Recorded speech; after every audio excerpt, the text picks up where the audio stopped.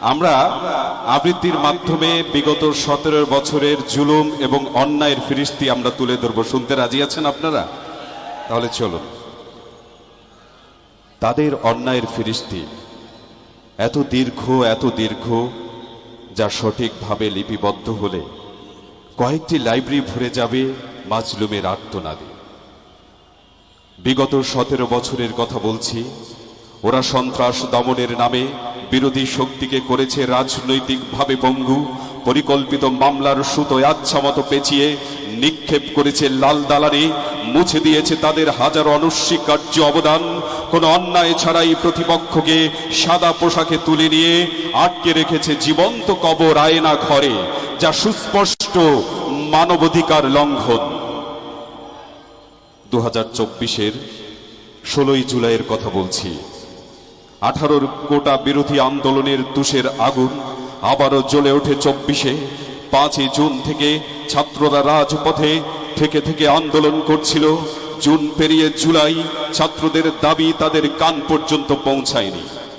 15 জুলাই ঢাকা ইউনিভার্সিটিতে বৈষম্য বিরোধী ছাত্র ছাত্রীদের উপর চিহ্নিত দলের লাঠিয়াল বাহিনী এলো পাথারি হামলা করে। তাদের সাথে যোগ দেয় ক্ষমতাসীন পদলেহনকারী পেটুয়া বাহিনী পুলিশ। এই আগুন ছড়িয়ে গেল সবখানে। 16 জুলাই রংপুর বেগম রোকেয়া বিশ্ববিদ্যালয়ের 1 নং ফটকের সামনে পুলিশের গুলিতে মৃত্তিকায় লুটিয়ে পড়ে আবু সাইদের বিশ্বাসী দেহ। 18 জুলাই উত্তরায় আবারও পুলিশের গুলিতে ছটফট করে প্রাণ হারায় মুগ্ধ। মৃত্যুর কোলে ঢলে পড়ার আগেও আন্দোলনকারী শিক্ষার্থীদের সহায়তা করতে চিৎকার করে বলতে থাকে, পানি লাগবে, পানি। আন্দোলন আরো তীব্র থেকে তীব্রতর হয়ে ওঠে। পথে নেমে আসে দেশের সর্বস্তরের সাধারণ জনগণ। না, এ আর মেনে নেওয়া যায় না।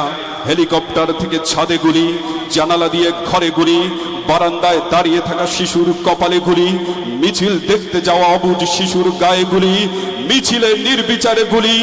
লাল রক্তে লাল হয়ে গেছে রাজপথ, যা সুস্পষ্ট গণহত্যা।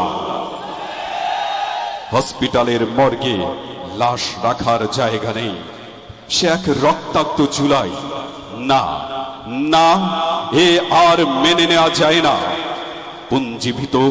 পুঞ্জীভূত ক্ষোভের স্তূপে লেগেছে দেশলাইয়ের ঘর্ষণ।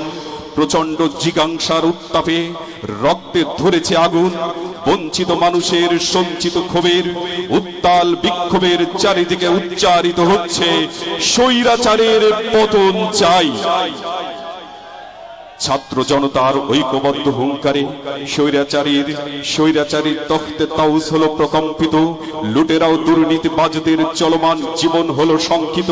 প্রস্থানের ভাঙা নৌকা তটস্থ, গাদ্দার ও তাবেদার রাজ ফেরারি আসামি। এক নদী রক্ত আর সহস্র প্রাণের বিনিময়ে আমরা পেলাম নতুন এক সূর্যোদয়। আমরা পেলাম নতুন স্বাধীনতা। আল্লাহ।